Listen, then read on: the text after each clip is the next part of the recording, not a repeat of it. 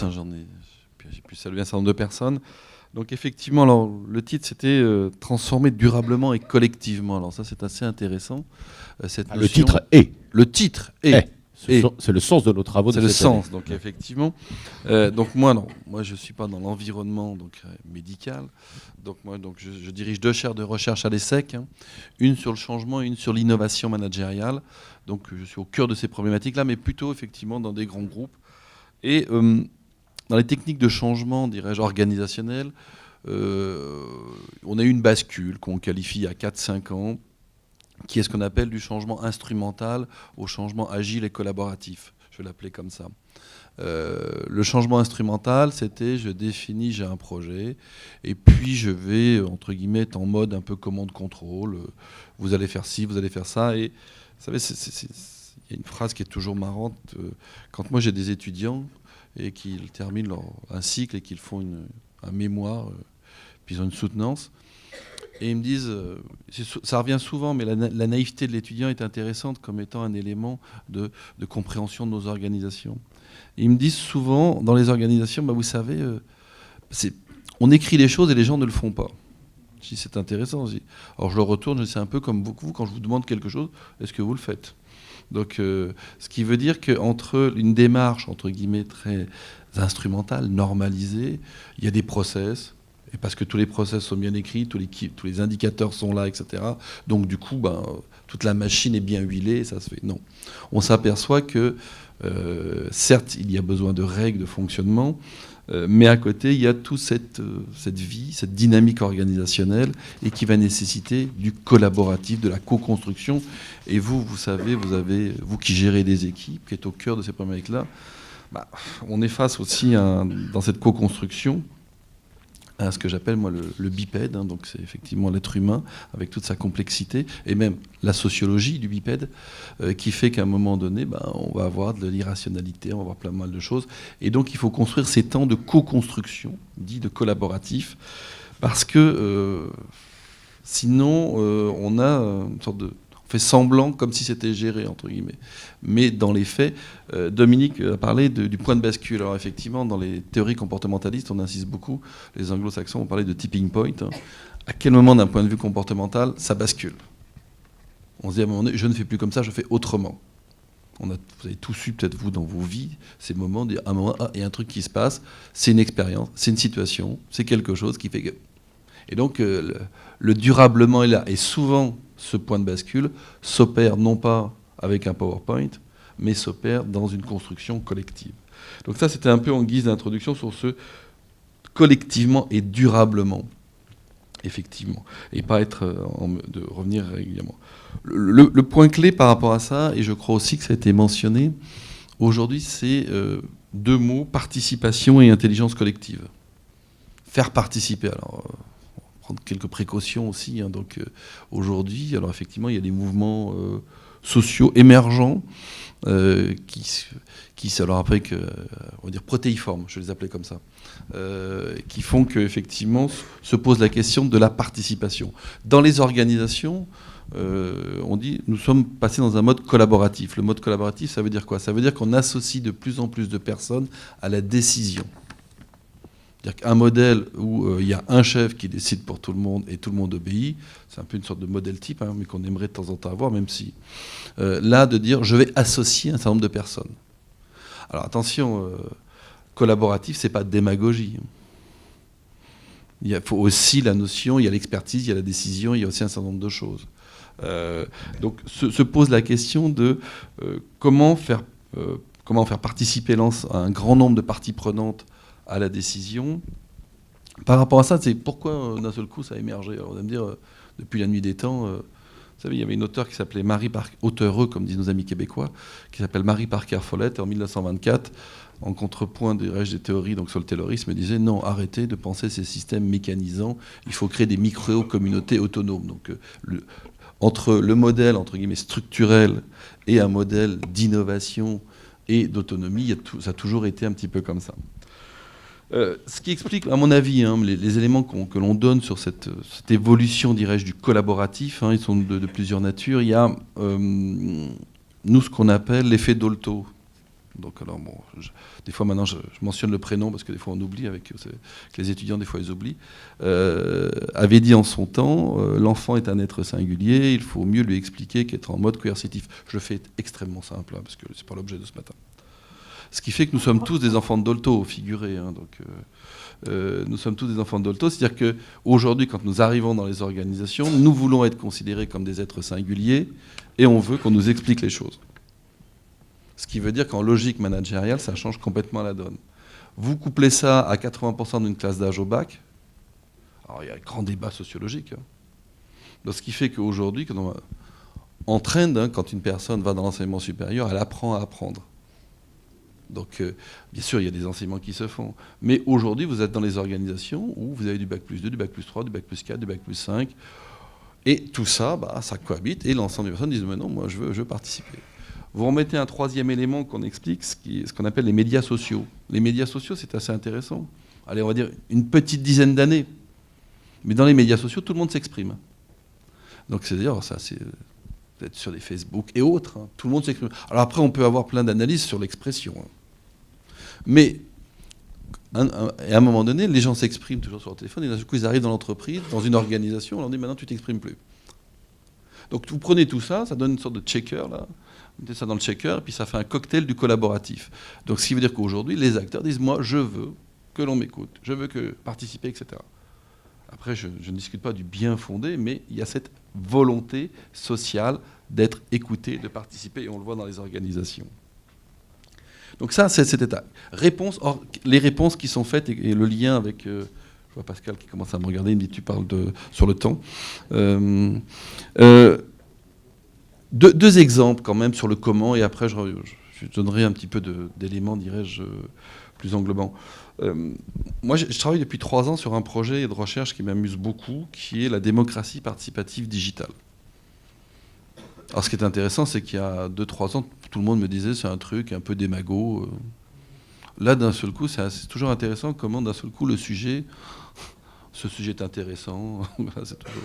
On l'a fait dans une ville, donc une petite organisation de 300 000, à peu près 300 000 habitants, parce que j'aime bien les petites organisations, parce que dans les grandes agglomérations, on est vite dans la bureaucratie, et on passe plus de temps dans la décision que dans l'action, donc du coup ça pose... et donc on a pris une petite organisation, et on a associé les citoyens à des processus décisionnels. Alors bien sûr, ça ne va pas à l'encontre du principe de démocratie, hein. Donc ça veut dire on va élire un certain nombre de personnes qui sont représentantes, qui ont pouvoir d'eux. L'idée, c'est pas non plus de tomber dans une forme de populisme ou de non-décision, parce qu'il faut faire aussi attention par rapport à cela. Mais c'était des projets très localisés, avec des outils, etc. De cette expérience... L'initiative de qui ? Alors, c'était l'initiative de toi. Non, c'est vrai, non plus je dis, donc j'étais en train de me dire, non, c'est pas toi en particulier. Un jour, tu m'as demandé d'intervenir, et puis il y avait un digital native qui a à peu près 70 ans, qui m'a dit, vos trucs, ça serait, c'est parce qu'on présentait un outil collaboratif digital, c'est Denis Debrosse, et donc il a dit, ça serait vachement bien ce truc-là, parce que ça me permettrait de réveiller un peu une mairie dans laquelle je suis, donc, etc. Donc, très bien, donc nous sommes allés et on a testé ça. Donc, tu vois, donc l'initiative c'est plutôt émergent. Ce qui est intéressant quand tu poses cette question-là, sur ce type-là, c'est, et par rapport à notre thème, nous, dans l'individualisme méthodologique, on dit l'action est individuelle, le résultat est collectif. Ça aussi, dans ces notions, dirais-je, de participation collective, c'est clé. Il ne faut pas penser que le collectif a une capacité d'enrichissement, et une capacité de résultat, mais à un moment, c'est des personnes dans le collectif qui vont porter les choses. Et là, quand je dis un digital native de 70 ans, qui a dit « Oh, ce truc-là, c'est vachement bien, je ne sais pas comment ça marche, mais je sens qu'on peut faire un truc ». Donc c'était tout le début de cette aventure, et ça a été mis en place. De cela, on en tire plusieurs choses par rapport au thème de la participation. Premier niveau dans la participation, on a de la consultation. Donc vous consultez les avis des personnes, etc. Donc je pense qu'on entend beaucoup parler. Deuxième niveau, c'est ce qu'on appelle, nous, la co-construction. C'est-à-dire qu'à des moments donnés, il y a des sujets, des thèmes sur lesquels vous dites, c'est ouvert. et on va co-construire. Et là, c'est assez intéressant, c'est que souvent, quand vous ouvrez le débat, les gens disent « je voudrais ça, je voudrais ça, je voudrais ça », c'est comment allons-nous le faire ? Quelles sont les forces de proposition ? Et on a beaucoup travaillé, nous, avec les groupes qu'on a suivis, sur ce passage de la consultation à la co-construction. Ce qui veut dire qu'à un moment donné, je dis le collaboratif, ça doit être construit, animé, et puis on éduque aussi un peu à co-construire. Quand vous allez en Europe du Nord, où il y a des organisations qui, elles, travaillent beaucoup sur le collaboratif, etc., vous vous rendez compte qu'il y a une éducation aussi. Ce n'est pas simplement se mettre au bord de la route et crier en disant « ça ne va pas, ça ne va pas ». Donc le deuxième niveau sur lequel on a travaillé, c'était mettre l'ensemble des acteurs. Alors c'est pas, il y avait les gens, dirais-je, de la collectivité territoriale, et il y avait aussi tous les participants. Deuxième niveau, c'est la co-construction. Troisième niveau, et là, ce qui est intéressant, c'est là où on a le point de bascule entre la participation et l'intelligence collective, c'est quelles sont les marges de manœuvre que l'on va donner aux personnes pour mettre en œuvre quelque chose. Et là, on est dans des grands débats aujourd'hui entre les systèmes, l'action individuelle, les marges de manœuvre, etc. Nos systèmes que l'on a construits, qui sont hérités du taylorisme, fondamentalement. Donc, si on regarde, on a fait des process, des structures, des process, des procédures, et puis, alors avec un double discours qui est de dire je vous demande d'innover, je vous demande d'être autonome, etc., mais en même temps, je vous mets en plus de procédures. Certains sociologues appellent ça la société de la peur. C'est-à-dire que plus on formalise les choses, moins on fait confiance aux personnes. Jusqu'où on laisse de la confiance, de l'autonomie, jusqu'où on fait des procédures. Et on sait très bien qu'à des moments donnés, je suis aussi content qu'il y ait des procédures sur un certain nombre de choses. Je suis content que dans les centrales nucléaires, il y ait un certain nombre de procédures. Et que ça ne soit pas, dirais-je, laissé à l'arbitrage comme ça, individuel, à des moments donnés. Donc vous voyez, la question n'est pas aussi tranchée que cela. Et aujourd'hui, un certain nombre de chercheurs en sciences sociales disent aujourd'hui, plus l'activité est, entre guillemets, non mécanisée, plus la notion d'innovation est importante. Et la notion de participation. Donc on avait ce troisième niveau, par contre, des marges de manœuvre. Et ça aussi, dans vos organisations, je fais de la consultation, je mets les acteurs en co-construction, mais encore faut-il laisser des marges de manœuvre pour mettre en place les choses. Et là, quels sont les filtres que je vais avoir, quelles sont les organisations que je me donne. Et le quatrième niveau qu'on avait trouvé, c'était, qui est toujours intéressant, jusqu'où je laisse de l'autonomie dans la réalisation. Alors, est-ce que je laisse une autonomie, entre guillemets, on peut avoir ce qu'on appelle une obligation de résultat et on laisse libre sur la méthode. Est-ce que je laisse libre les personnes à la fois sur le résultat et sur la méthode ? Vous savez, on a des petites matrices comme ça que l'on fait. Ça aussi, c'est intéressant, jusqu'où je laisse de l'autonomie pour faire. Et là, on se rend compte qu'on a des choses intéressantes. Et c'est là qu'on passe, entre guillemets, de ce que j'appelle, moi, de la participation à l'intelligence collective. C'est-à-dire qu'on a échangé, on a co-construit, on a mis en place. Et aujourd'hui, un des gros problèmes des organisations dans leur ensemble, c'est cette dimension décisionnelle. L'intelligence, elle est là. Quand vous discutez avec les gens individuellement, il y a un auteur qui s'appelle Karl Emanuel Weick, qui a travaillé sur les catastrophes. Son ouvrage s'appelle Sense Making, qui est un Américain.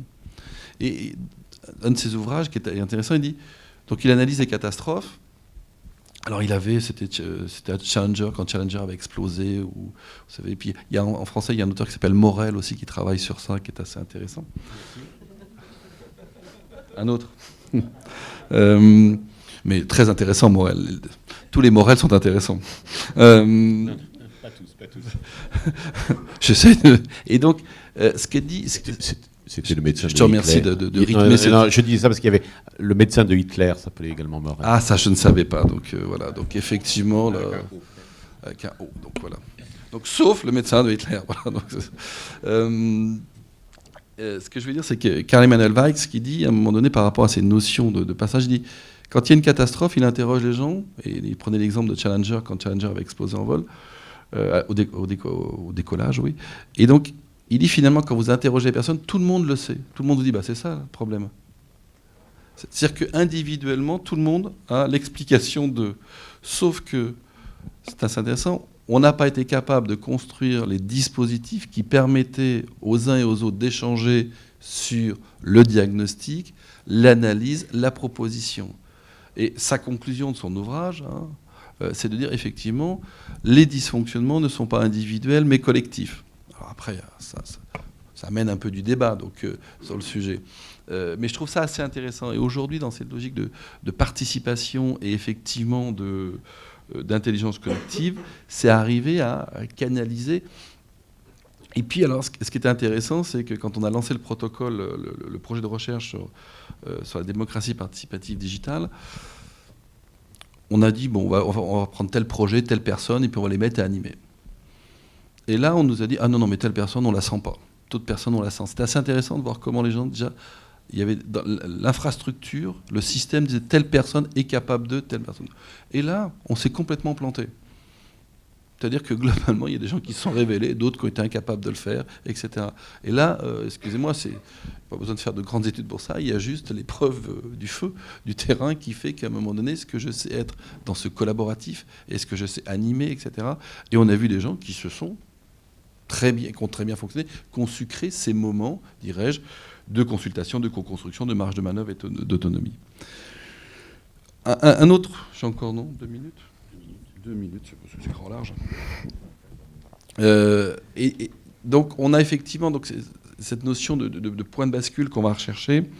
Le comment par rapport à ça, c'est aujourd'hui tout ce qui va tourner autour de ce que nous on appelle l'innovation managériale, toutes les nouvelles formes de management dans les organisations. Alors ça s'appelle quoi? Ça s'appelle des hackathons, ça s'appelle des lieux collaboratifs, ça s'appelle... Aujourd'hui, il y a toute une panoplie qui existe, hein. Alors ça peut être simplement de la micro-technique d'animation d'équipe à des processus de créativité jusqu'à des organisations. Alors j'aime pas beaucoup la notion d'organisation libérée parce que ça présuppose une disparition de la hiérarchie, ce qui n'est pas mon point de vue. Mais après, il y a débat sur le sujet. Parce qu'après, ça peut tomber vite dans des formes de nihilisme, voire, dirais-je, de non-construction collective. Donc aujourd'hui, on commence à tester un certain nombre de choses donc avec tous ces dispositifs-là. Moi, je ne crois pas donc, dans le comment au grand soir. Donc ça veut dire que de dire d'un seul coup, on va complètement... Il y a des organisations comme ça, et puis on est dans un endroit où il y a beaucoup de start-up. Alors moi, j'entends, vous savez, des fois, je rencontre beaucoup de start-up, et ils disent, ah oui, nous, vous savez, nous, maintenant, on est en fonctionnement holacratique, on est complètement libéré et tout. D'accord, très bien. Et quand, non mais oui, donc c'est des fonctionnements, voilà, donc où il y a des cercles d'autonomie, etc. Et là, quand on discute un peu avec eux, on se rend compte que c'est faussement libéré.